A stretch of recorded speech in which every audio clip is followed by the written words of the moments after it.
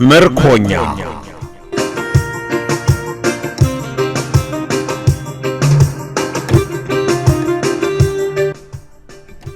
ደራሲ ቆንጂት ብርሃን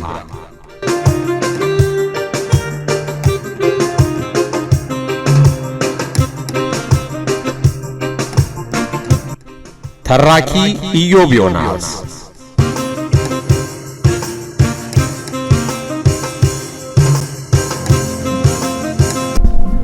ክፍል 3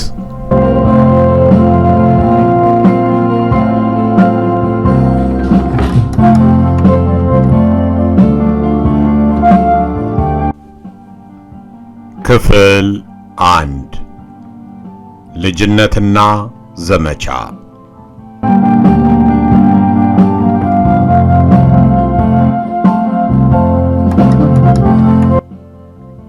ሕይወት በፍሬ ሕይወት ሐሳብ ሳይሆን በራሷ መንገድ ይዛት መንጎድ የጀመረችው ገና በልጅነቷ ነበር።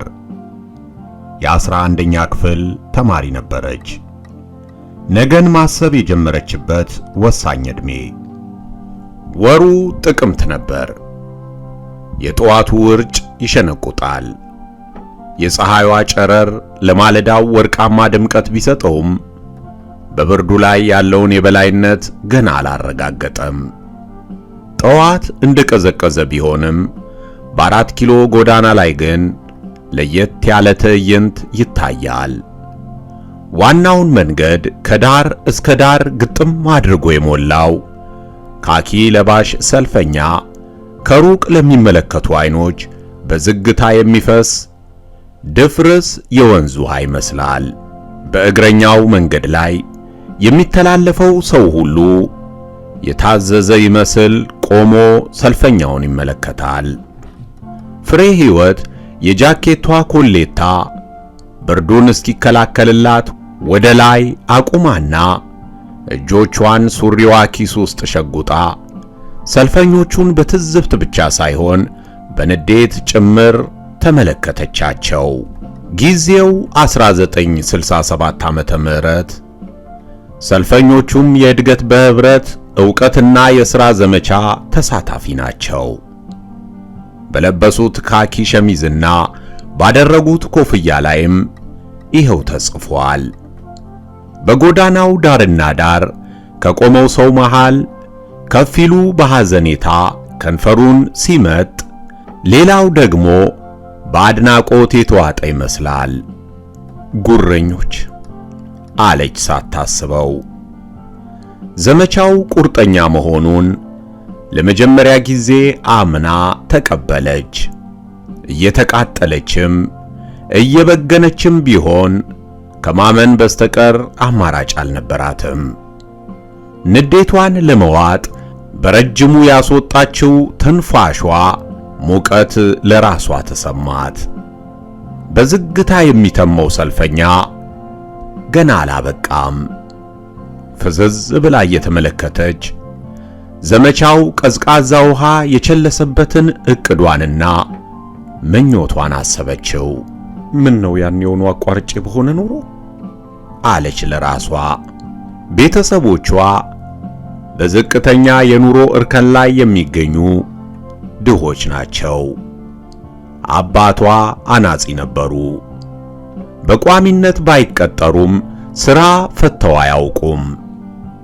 አንድም ቀን ደከመኝ ብለውም አያውቁም። የሚያባክኑት ጊዜም የለም። ያገኙትን ሥራ ሁሉ በመስራት ነው የሚታወቁት። በአባቷ ጥረት ይውተረተር የነበረው የቤተሰባቸው የኢኮኖሚ አቋም ከ2 ዓመታት በፊት አባቷ በድንገት ሲሞቱ ተሽመድምዶ ወደቀ። በቤታቸው የሚላስና የሚቀመስ ጠፍቶ በባዶ አንጀት መጠቅለል ሲመጣ ነበር ትምህርቴን ጨርሼ ሥራ ይዤ ለናቴ የሚለውን ምኞቷን ፈተና የገጠመው። ትምህርቷን ለማቋረጥና ቤተሰቡን ለመደጎም አሰበች። እርሷ የመጀመሪያ ልጅ እንደመሆኗ አባታቸውን ተክቶ ቤተሰባቸውን ለመደገፍ የሚችል ከእርሷ የተሻለ ትከሻ አልነበረም። የ1967 ዓመተ ምህረት ትምህርት ዘመን ገና እንደተጀመረ የሚነፍሰው ወሬ ደግሞ ለዓላማዋ እንቅፋት ሆኖ ነገን ሁሉ ያጨለመባት መሰላት። በጣም ተበሳጨች። ወሬው እውነት እንዳይሆን ጸለየች። ዘመቻውን አባቷን ከነጠቃት ሞት ጋር አመሳሰለችው። በጣምም ጠላችው። ዘመቻው የሚመለከተው ወጣት ሁሉ በዘመቻው ካልተሳተፈ ወደፊት የመማር ዕድል እንደማያገኝ በሰፊው ይነገራል። እናም ትምህርት አቋርጦ ሥራ መፈለግ የትምህርት ዕድሏን ሙሉ በሙሉ ያጨልምባታል። ዘመቻ መሄዱም ለቤተሰቡ ያለባትን ኃላፊነት እንዳትወጣ ያደርጋታል። እናም ግራ ግብት አላት። ፍሬ ሕይወት ተማሪው በእድገት በህብረት የእውቀትና የሥራ ዘመቻ ላይ ሁለት አቋም ያዘ። ከፊሉ ዘመቻውን በመቃወም ቅስቀሳ ሲጀምር፣ ገሚሱ ደግሞ በመደገፍ ይፈነጥዝና ይጨፍር ጀመር። የዘመቻው ደጋፊዎች ዘመቻውን እንደ ትልቅ ጀብዱ ቆጥረውት ኖሮ ወሸባዬውን ተያያዙት። ከደጋፊዎቹ ጥቂቶቹ የፖለቲካ አቅጣጫ ያላቸው ቢሆኑም ብዙዎቹ ግን የወጣትነት ትኩስ ስሜት የዋጣቸውና ምንም ይሁን አዲስ ነገር በአዲስነቱ ብቻ የሚያስደስታቸው ነበሩ። ተቃዋሚዎቹም እንዲሁ የተለያየ ምክንያት አላቸው። ብዙዎቹ ምክንያታቸው የፖለቲካ ጥያቄ ቢሆንም የፖለቲካ ብስለታቸው ተመሳሳይ ነው ማለት አዳጋች ነው። እንደ ፍሬ ሕይወት ከወዲሁ ለሕይወታቸው ዕቅድ የነደፉና ዘመቻው ለዕቅዳቸው እንቅፋት የሆነባቸው ከተቃዋሚው ጎራ ተሰለፉ። በየትምህርት ቤቱ በርካታ የተቃውሞ ስብሰባዎች ተካሄዱ። እሷም በስብሰባዎቹ ተገኘች። ውይይቶቹ ብዙም የሚጥሟት ባይሆኑም ለፖለቲካ ጆሮዎቿን መስጠት ባትፈልግም መደምደሚያው አንዘምትም የሚለው መፈክር ልቧን እያንጠለጠለው ከስብሰባ መቅረት በጭራሽ አይሆንላትም። በመጨረሻ የኃይል ሚዛኑ አጋደለና ዘመቻው እውን ሆነ። አንዘምትም ብለው ከነበሩት ውስጥ ጥቂቶቹ ቆራጥ አቋም ይዘው ቢዘልቁም አብዛኛው ተማሪ ለዘመቻው ተመዘገበ። ፍሬ ሕይወትም የወደፊቱን አስባ በሁለት ዓመታት ሊጓተት መሆኑ የቆጫት የሕይወቷ ዕቅድ እስከ ወዲያኛው እንዳይጨናገፍባት ሰግታ የግዷን ተመዘገበች። በዚያ ሰልፍ ላይ የመሳተፍ ፍላጎት ግን አልነበራትም። ተሰልፈው በማየቷም ተበሳጭታለች። ከመንገዱ ዳር ቆማ ተሰላፊዎቹን እየተመለከተች አንጀቷ ሲኮማተር ተሰማት። በሐሳብ ጭልጥ ብላ ጠፋች። ለአፍታ ያህል ትከሻዋን ነካ አድርጎ ሃይ ፍሬ ሲላት ነው ከሄደችበት በድንጋጤ የተመለሰችው። በላይሁን ነበር። በእናትሽ እነዚህን ሳቦች፣ በወጣቱ አነጋገር ለትግል አደናቃፊዎች የተሰጠ መጠሪያ ስም። ምናቸውን ታያቸዋለሽ? የደርግን ዕድሜ ለማራዘም በሚራወጡ ባንዳዎች እኮ ነው የሚነዱት አላት። ሰልፈኞቹን በንቀትና በጥላቻ እያስተዋለ ሌላውን እንኳን አላውቅም፣ ለማንኛውም ግን በጣም አስጠልተውኛል አለች። በላይሁን ለፖለቲካ ያላትን ዝንባሌ አሳምሮ ስለሚያውቀው አባባሏ ብዙም አላስቆጣውም። ቢሆንም እንደ ሌላው ጊዜ ዝም ብሎ አላለፋትም። እኔ እኮ ፍርዬ ይህን የመሰለ ጭንቅላት ለፖለቲካ ሲሆን ምን እንደሚያደነዝዘው ይገርመኛል። ሰሞኑን የተሳተፍሽባቸው ስብሰባዎች እንኳን ትንሽም አልለወጡሽም። አይኖቿን ስታፈጥበትና ግንባሯን ስትቋጥርበት እንደ ሁልጊዜውም ደንገጥ አለ። በላይሁን ቁጣዋን ከማይወዱላት ጓደኞቿ አንዱ ነው። በቃ ትቼዋለሁ፣ ይቅር፣ ለሁሉም ጊዜ ያለው ብሏል ጠቢቡ ሰለሞን አለና እንደ ወትሯቸው ሁሉ አንገቷን አቀፍ አድርጎ ከቆመችበት አነቃነቃት። ለስንት ደቂቃዎች እንደቆመች ባታስታውስም ለረጅም ጊዜ መቆሟ ግን ታውቋታል። እኔ እንኳን መቼም ቢሆን ፖለቲካ ውስጥ ቢዘፈዝፉኝም አያረሰኝም አለችው ቁጣዋን ትታ እየሳቀች። እና የኋላ አለች አሉ ዝንጀሮ ብሎ ተረተባት በላይሁን ረጅም ነው። ከእርሱ አጠገብ ስትሆን ፍሬ ሕይወት አጭር የሆነች ይመስላታል። ሰውነቱ ደልዳላ ባይሆን ኖሮ እንዲያውም የበለጠ ረጅም ይመስል ነበር። ጭንቅላቱና ፊቱ ከረጅም ቁመቱ ጋር የሚመጣጠኑ አይመስሉም።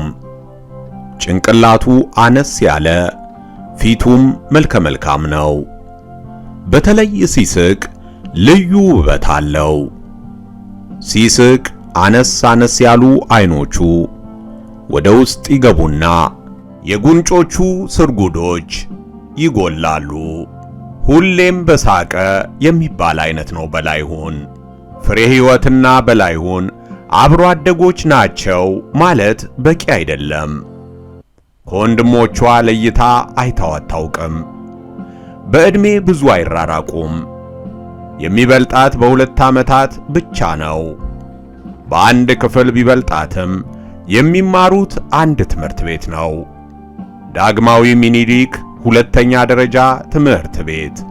ይሄ ጣጠኛ ዘመቻ ባይመጣ ኖሮ በላይሁን ሁለተኛ ደረጃ መልቀቂያ ፈተና ይወስድ ነበር። ይህንኑ እያብሰለሰለች በላይሁንን በሐሳቧ ትታው ሄደች። ደግሞ ምን እያሰብሽ ነው? አበዛሽው። መቼ ነው ይሄ የሐሳብ ጉዞ የሚያበቃው? አላት አገጯን በእጁ ያዝ አድርጎ ፊቷን ወደ እርሱ እያዞረ። የሚታሰብ ነገር ሲጠፋ ነው። በቃ ትምህርት መቋረጡ ነው አይደል? አለችው ፊቷን እንደከሰከሰች። አይ ፍርዬ፣ በጣም ይዋህነሽ። ትምህርት ከመቋረጡም በላይ ከተማውን ለቀንለት ደርግ ስሩን እንዲሰድ ልናደርገው ነው። የደርግ ስሮች ደግሞ ምን እንደሚመጡ ታውቂያለሽ? ላብ፣ የህዝብ ላብ መጠው ነው ደርግን የሚያፋፉት። ሺት አለ የደም ስሩ እየተገታተረ። ስትናደድ ግን እንዴት ደስ እንደምትል ታውቃለህ? እኔ ግን ደርግ ስሩን ሰደደ አልሰደደ ጉዳይ አይደለም፣ ደግሞም አያገባኝም። እኔን የሚቆጨኝ ትምህርቴ መቋረጡ፣ ሐሳቤን በወቅቱ መፈጸም ያለመቻሌ ብቻ ነው። ፖለቲካውን ለእናንተ ትቼዋለሁ አለችው። ከልቧ ነበር። በጣም የዋህነሽ ፍርዬ፣ ራስሽን ከሌላው ማህበረሰብ ለይተሽ ብቻሽን ሊያልፍልሽ የብቻሽ የህይወት ዕቅድ እንዲሰምርልሽ ትጥሪያለሽ። ግን አይሆንም። የኢትዮጵያ ሕዝብ ካለፈለት ብቻ እንደሚያልፍልሽ ወቂ። ያንቺ ህይወት የሁለንተናዊ ህይወት አካል መሆኑን አትዘንጊ። ለመሆኑ ስለ ዘመቻው ምን አሰብሽ? አላት ማብራሪያውን ተወት አድርጎ። መሄድ እንጂ ሌላ ምን ምርጫ ይኖረኛል? አንተስ? እስካሁን አልወሰንኩም። እንደ ፔንዱለም በሐሳብ ስትወዛወዝ ጊዜ እንዳይቀድመህ። በመጨረሻው ደቂቃዎችም ቢሆን ወስኜ ከጊዜው እኩል እንደምራመድ አትጠራጠሪ። ግን አንድ ላይ ብንመደበስ? አለችው ደግሞ ድንገት። ደስታውን የምችለው ይመስልሻል? እነማማስ እንዴት እንደጨነቃቸው አታይም? አብረን ብንመደብላቸው ጭንቀታቸው ቀለለ ማለት ነው አለ በላይሁን ከአንጀቱ በመነጨ ሁኔታ። አንቺስ? አላት መጠየቋ ራሱ ያስገረመው በሚመስል አይነት። የሞትክ? እኔማ በጣም ያስጠላኛል አለችው ልታበሽቀው መሆኑን በሚገባ ያውቀዋል።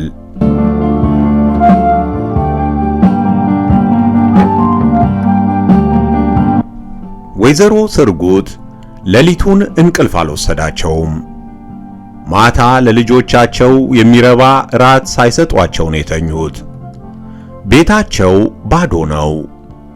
ለነገ ሊሆን የሚችል ሙጣጭ እንኳን የሌለው የተራቆተ ቤት። እናም እንቅልፍ በዓይናቸው ሳይዞር በሐሳብ ሲብከነከኑ ነው ሌሊቱን የገፉት። ወደ ንጋቱ ላይ እንቅልፍ ቢወስዳቸውም ተኝተው አላረፈዱም። እንዴት አድርገው ሊተኙ ይችላሉ?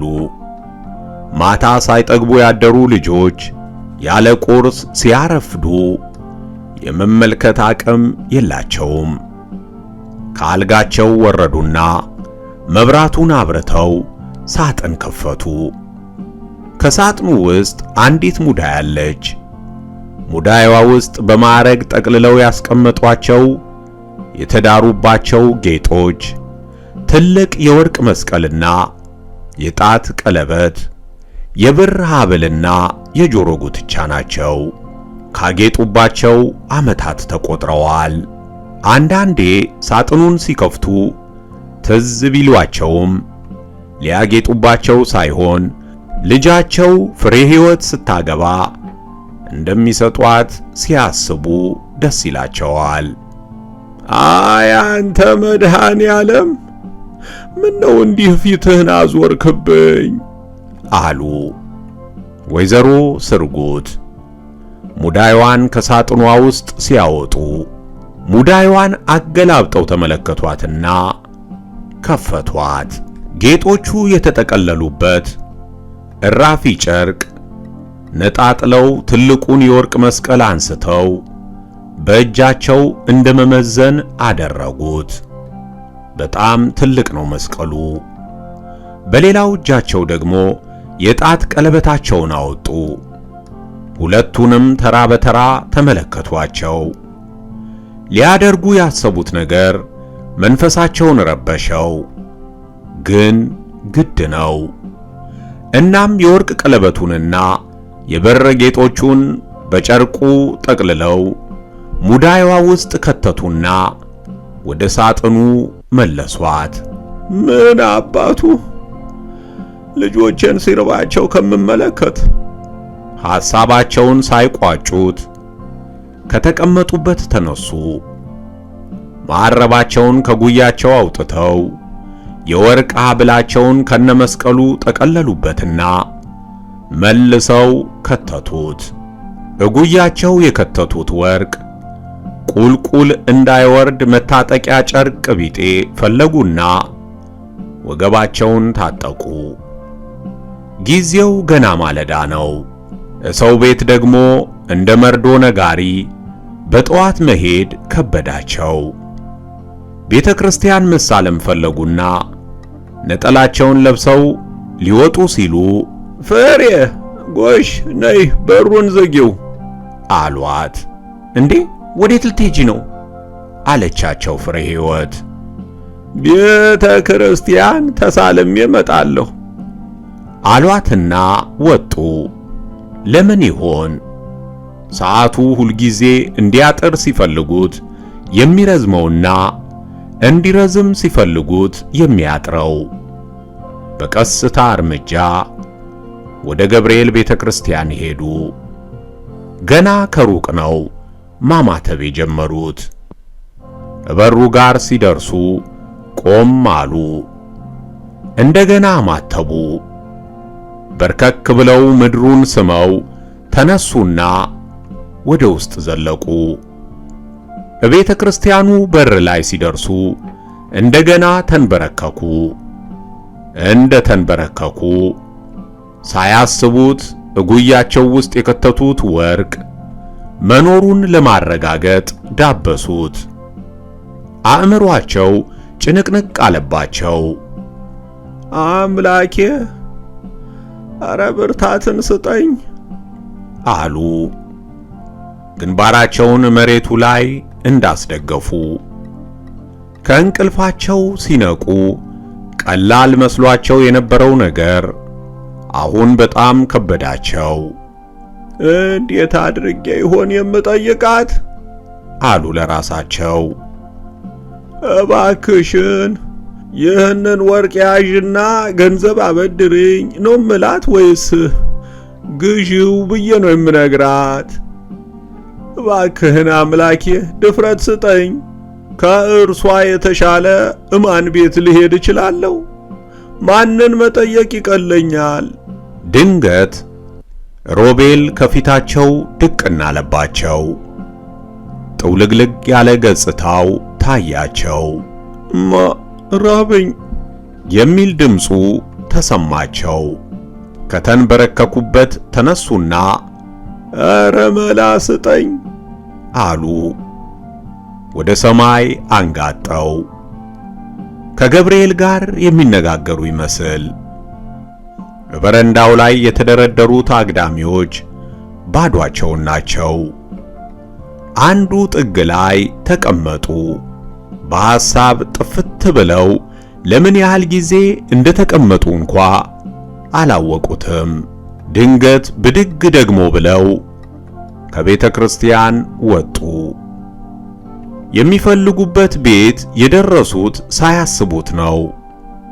ከሴትየዋ ጋር የጠበቀ መግባባት ባይኖራቸውም ዘመድ ናቸው። ገንዘብ እንደሚኖራት ደግሞ እርግጠኛ ናቸው። በሩ ላይ ሲደርሱ ቆም አሉ። ድፍረታቸው ሁሉ ከውስጣቸው ወዴት እንደደረሰ አልገባቸውም። እጃቸውን በጠዋቱ አላባቸው። የልባቸው ምት ጨመረ። እግሮቻቸው የተንቀጠቀጡ መሰላቸው።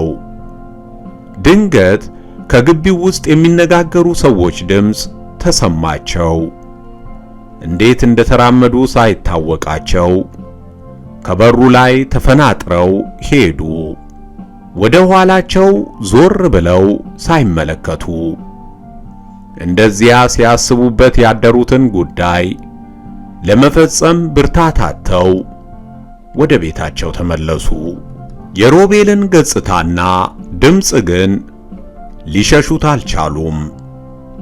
መኖራቸውን ጠሉት። ወደ ቤታቸው መግባት ከበዳቸው።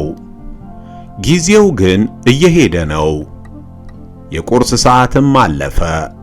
ለሮቤል ሊሰጡት የሚችሉት ነገር ግን የላቸውም። የባለቤታቸውን ጓደኛ ድንገት አሰቧቸው። ከጓደኝነትም በላይ ሚዜያቸው ነበሩ። እቤታቸው ሊደርሱ ጥቂት ሲቀራቸው ሳያስቡት ፊታቸውን አዙረው ወደዚያው አመሩ። ገጽታሽ ትክክል አይደለም፣ ደህና አይደለሽም እንዴ? አሏቸው። ሰውየው ገና ሲያዩአቸው ኧረ ችግር ብሎኛል አሉ። ወይዘሮ ስርጉት በተሰበረ አንደበታቸው እህቴን እንዴት አይቸግርሽ? እኛም ተሳክቶልን አልጠየቅንሽም አሉ ሰውየው ሐዘን እየተሰማቸው። እቤት እንዲገቡና ቡና እንዲጠጡ ቢጋብዟቸውም ወደ ቤት አልገቡም። የሰውየውን ባለቤት ከርቀት ማድ ቤታቸው ውስጥ ሲንጎዳጎዱ አይተዋቸው ሰላምታ አቀረቡ። ወደ ቤት አትገቢም እንዴ? ምን ነው ውጭ ቆማችሁ? አሉ ሴትየዋ እዚያው ማድ ቤት እንዳሉ። ኧረ ቸኩላለሁ አሉ ወይዘሮ ስርጉት ባጭሩ። ሰውየው የሴቶቹን ሰላምታ ልውውጥ እየሰሙ 2 ባለ 10 ብር ኖቶች ከኪሳቸው አውጥተው ሰጧቸው።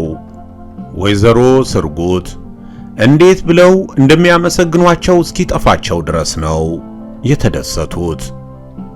በ5 ብር ለልጆቻቸው ቁርስ የሚሆን ዳቦ፣ ስኳርና ሻይ ቅጠል ገዝተው ወደ ቤታቸው ተጣደፉ።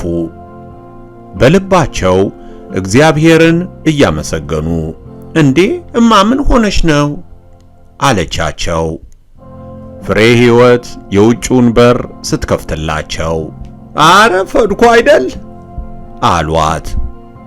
ለቁርስ የገዙትን እየሰጧት ባይነግሯትም የቆዩበት ምክንያት ገባትና ዓይኖቿ ያቀረሩት እንባ አቃጠላት። እናቷ ግን ለልጆቻቸው ቁርስ የሚሆን ለምሳቸውም የሚተርፍ ነገር በማግኘታቸው ተደስተዋል። እቤት ሲገቡ ያዩት ደግሞ አስደነገጣቸው። ቡናው ቀርቦ ዕጣኑም ተጫጭሷል። ሮቤልና ሚሚም ቁርሳቸውን እየበሉ ናቸው። ከየት አምጥተሽ ነው ፍሬ? አሏት ከመቀመጣቸው በፊት። ለመልሱ የበላይሁን እናት ያመጡትን ሁሉ አሳየቻቸው። የበላይሁን እናት ባይነገራቸውም ችግር የሚገባቸው ያላቸውን አካፍለው የማይታክታቸው ለጋስ ጎረቤት ናቸው። የፍሬ ሕይወት እናት ደግሞ ይህ በጣም ያስጨንቃቸዋል። እስከ መቼ ደጉመውኝ ዘልቃለሁ ይላሉ፣ እንባቸው እየተናነቃቸው። የበላይሁን እናት ቡና ለመጠጣት ሲመጡ ሰርጎቴ እንግዲህ ተዘጋጅና አንዳንድ ነገር መጀመር ይሻላል አሏቸው። በምን እንደምጀምር ግራ ገብቶኝ እንጂ ጠላም ባደርግ እኮ ይሸጣል አሉ። ወይዘሮ ሰርጎት ግራ በተጋባ አነጋገር ይኸውልሽ በዚች መገዛዛትና መጀመር ትችያለሽ አሉ። የበላይሁን እናት በእጃቸው የያዙትን ገንዘብ እየሰጧቸው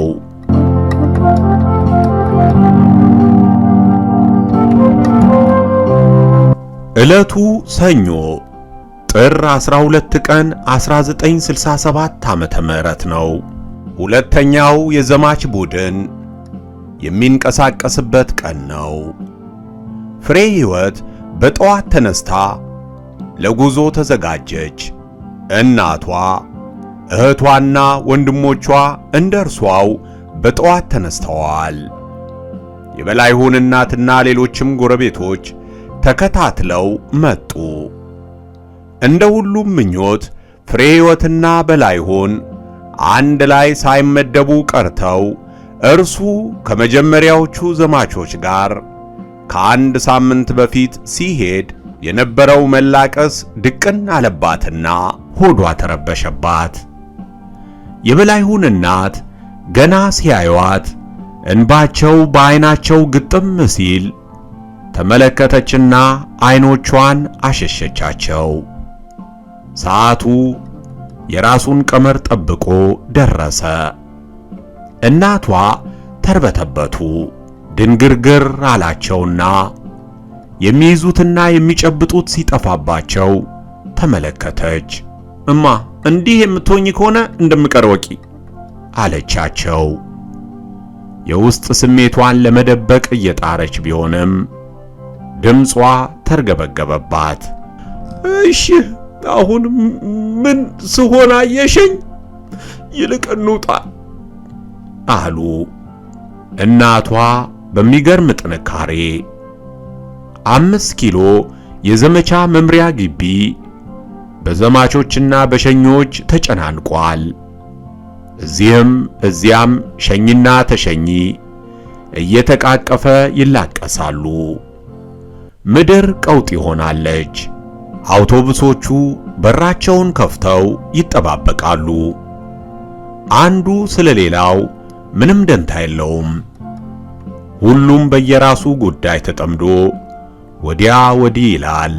ብዙዎች ቡድናቸውን ፍለጋ ነው ከወዲያ ወዲህ የሚሉት።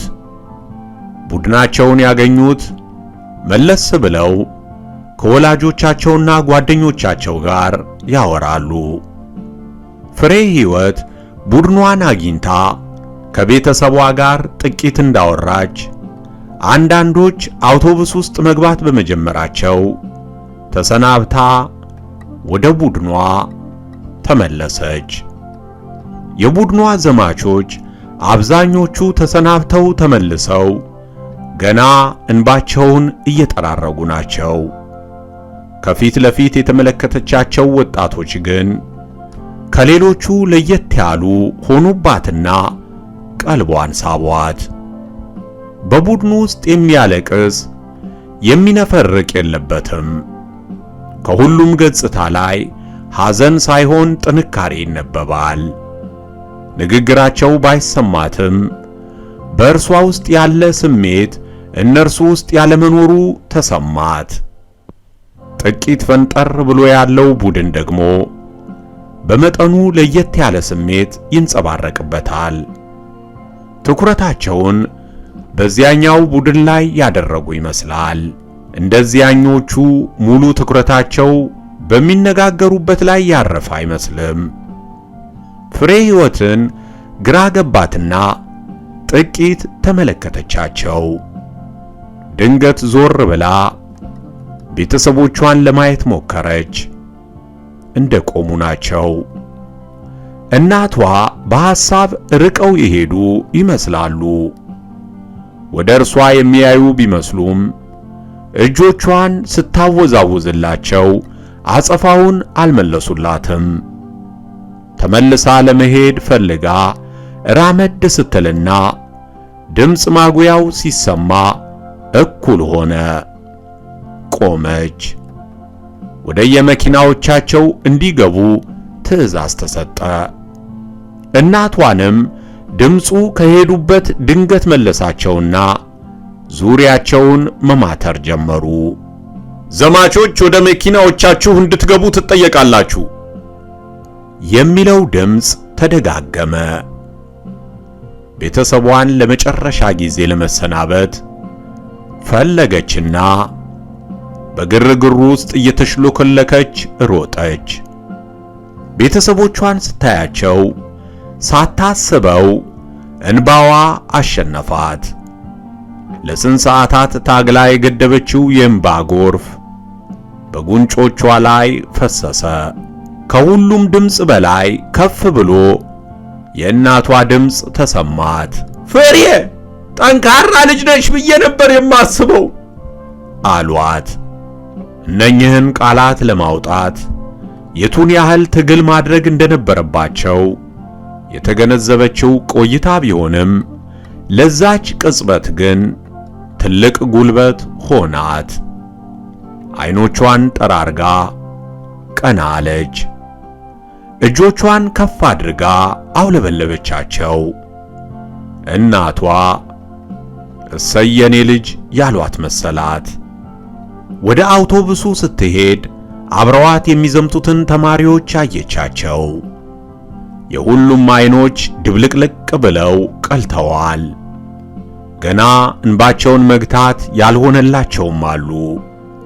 መኪናው ውስጥ ገባች። ቤተሰቦቿን ለማየት ጥረት አደረገች፣ ግን አልተሳካላትም። መኪናው ተንቀሳቀሰ።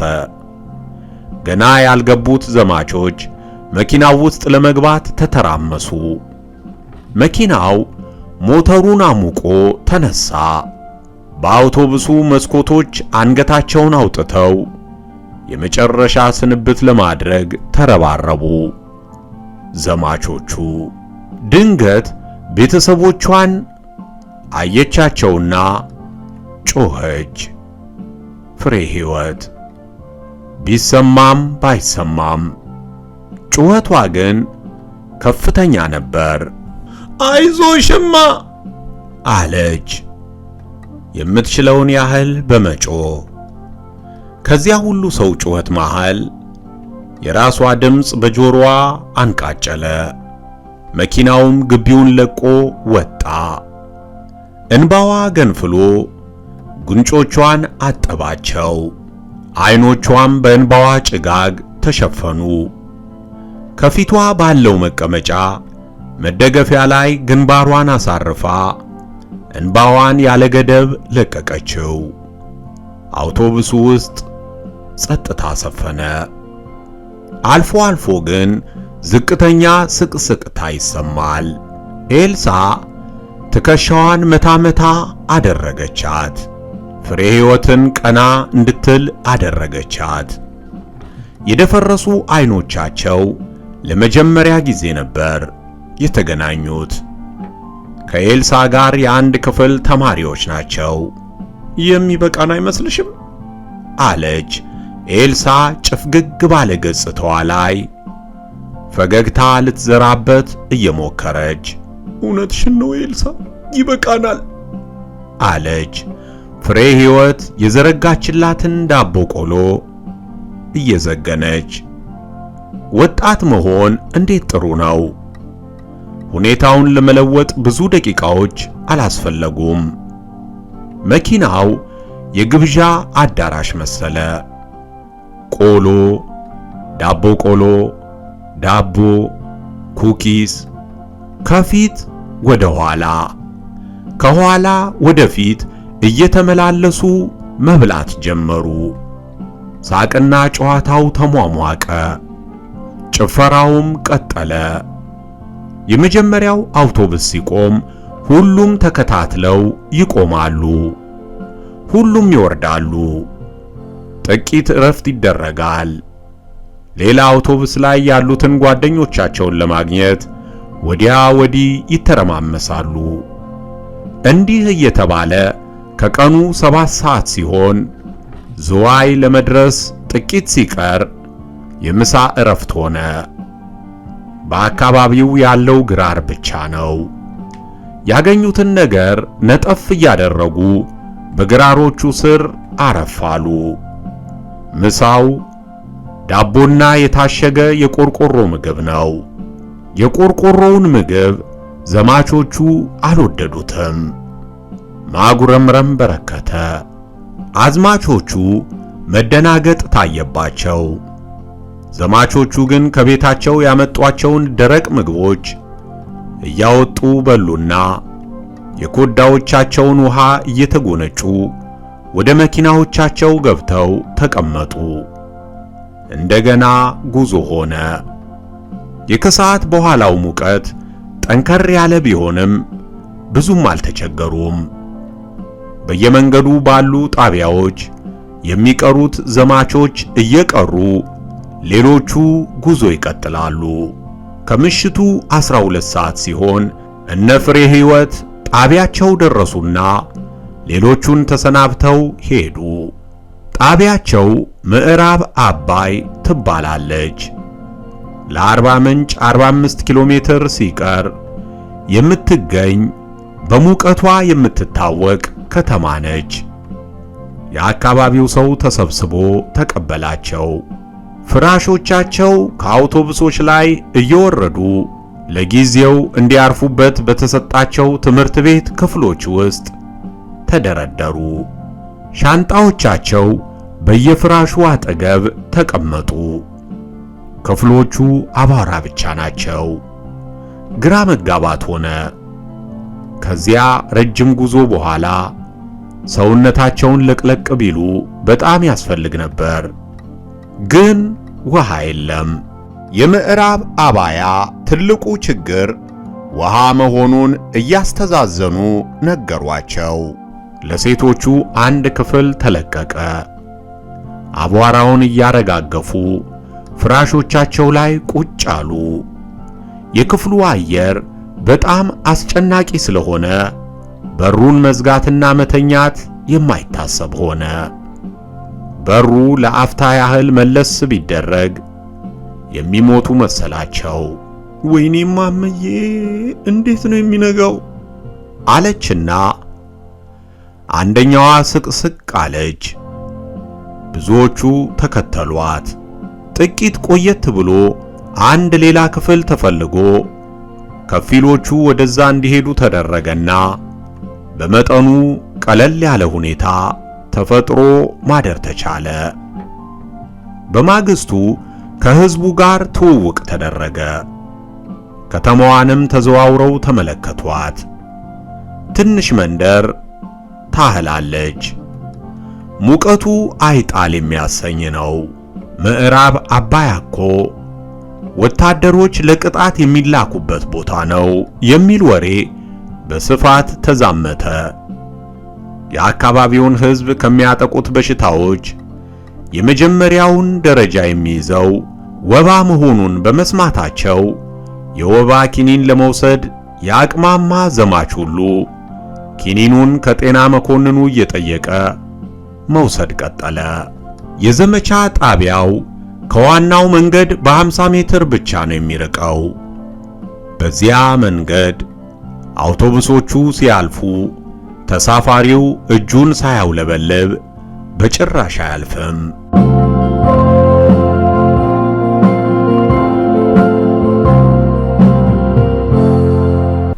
ምርኮኛ ከቆንጂት ብርሃን።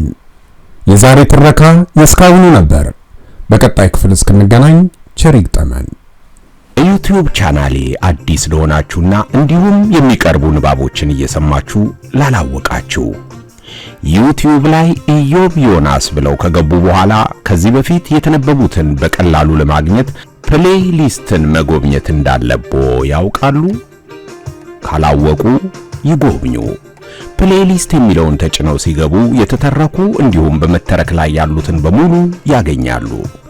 ምን አለ ምን ይዘህ ነው ብለው ከጠየቁ ወሰብሳቤ ደራሲ ያለው አክሊሉ፣ ሁቱትሲ ትርጉም መዘምር ግርማ፣ ፍትሃዊ የጠጅ ክፍፍል ከገነነ መኩሪያ ሊብሮ፣ ገመና ከሰለሞን ሹምዬ፣ መጽሐፍ ቅዱስ ሰማንያዱ፣ ኩዳድ ከማተብ የመለሰ፣ ራምቦ ከስንዱ አበበ፣ ጉንጉን ከኃይለ መለኮት መዋል፣ እመጓ መርበብት ዝጎራ ሦስቱም ከዶክተር አለማየሁ ዋሴ፣ ኢትዮጵያዊው ጃንደረባ ከዲያቆን ሄኖክ ኃይሌ።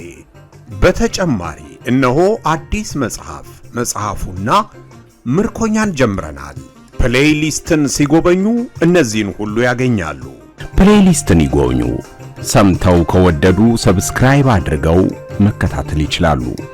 ያሉትን አስተያየት ቢያሰፍሩ ጠቃሚ ነው ብለን ላመንበት ሁሉ አስቸኳይ ትግበራ እናደርጋለን።